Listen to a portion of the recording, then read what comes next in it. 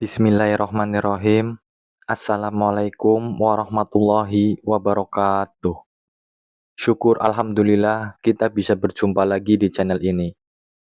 Solawat dan salam selalu tercurahkan kepada junjungan kita Nabi Agung Muhammad Sallallahu Alaihi Wasallam. Allahumma sholli ala Sayyidina Muhammad wa ala ali Sayyidina Muhammad. Harapan dan doa saya, semoga saudaraku semuanya selalu diberikan kesehatan, dilapangkan rezekinya, diampuni dosa-dosanya, dan dipanjangkan umurnya. Amin, amin, ya robbal alamin. Sahabat beriman yang dirahmati Allah. Tidur adalah salah satu nikmat Allah yang sangat besar. Ia menjadi kebutuhan jasmani yang tidak bisa ditinggalkan oleh manusia. Namun dalam Islam, tidur juga memiliki waktu-waktu tertentu yang dianjurkan dan dilarang. Rasulullah Shallallahu Alaihi Wasallam sebagai teladan terbaik telah memberikan petunjuk kepada kita tentang waktu-waktu yang tidak dianjurkan untuk tidur. Larangan ini bukan tanpa alasan, tapi syarat hikmah bagi kesehatan jasmani, rohani, dan bahkan keberkahan rezeki. Lalu apa saja 5 waktu yang tidak dianjurkan untuk tidur menurut Rasulullah? Mari kita simak bersama. Yang pertama, tidur setelah subuh. Rasulullah Shallallahu Alaihi Wasallam tidak pernah tidur setelah sholat subuh, dan beliau mendoakan keberkahan bagi umatnya di waktu pagi. Ya Allah, berkahilah umatku di waktu paginya. Hadis riwayat Abu Daud. Tidur setelah subuh dapat membuat lesu tubuh, menghilangkan semangat, dan paling utama, menghilangkan keberkahan rezeki. Banyak ulama dan salafus soleh sangat menjaga waktu pagi untuk beribadah, bekerja, atau menuntut ilmu. Hikmah menghindari tidur setelah subuh yaitu pikiran lebih segar dan jernih, rezeki datang lebih cepat, waktu terbaik untuk zikir dan membaca Al-Quran, pintu-pintu keberkahan dibuka di pagi hari. Yang kedua, tidur di waktu duha, sekitar jam 8 pagi sampai jam 11 siang. Waktu duha adalah waktu terbaik untuk beramal. Rasulullah Shallallahu Alaihi Wasallam mengajarkan sholat duha sebagai pengganti sedekah atas setiap persendian tubuh.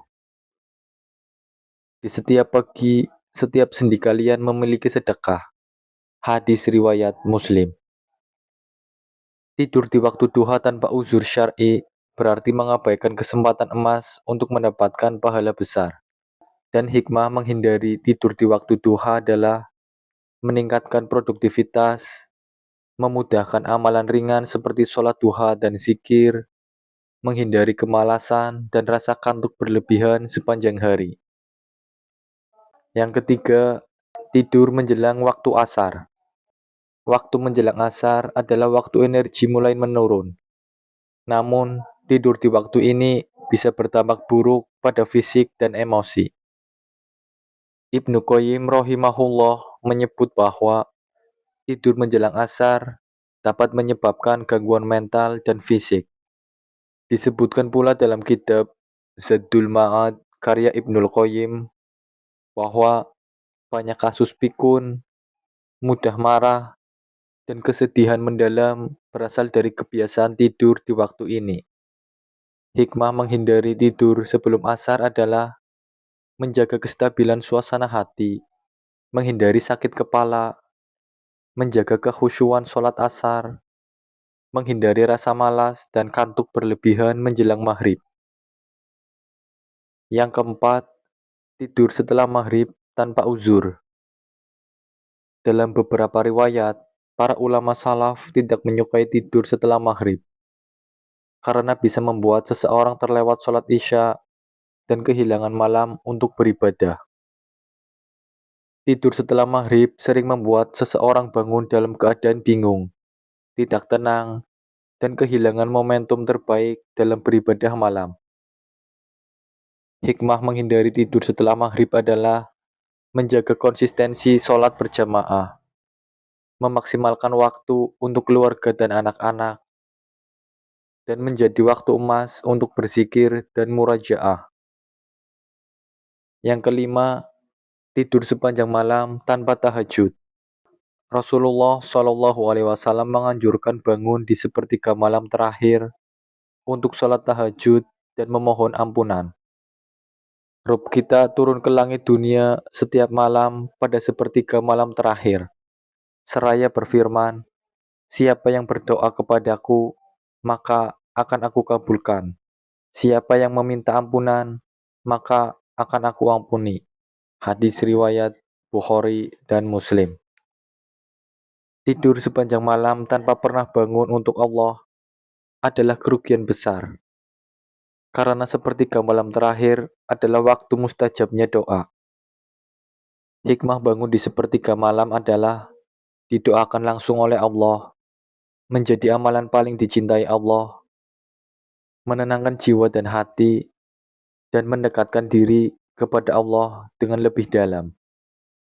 Sahabat beriman yang dirahmati Allah, tidur bukan sekedar kebutuhan biologis, tapi juga bisa menjadi bentuk ibadah jika dilakukan sesuai sunnah.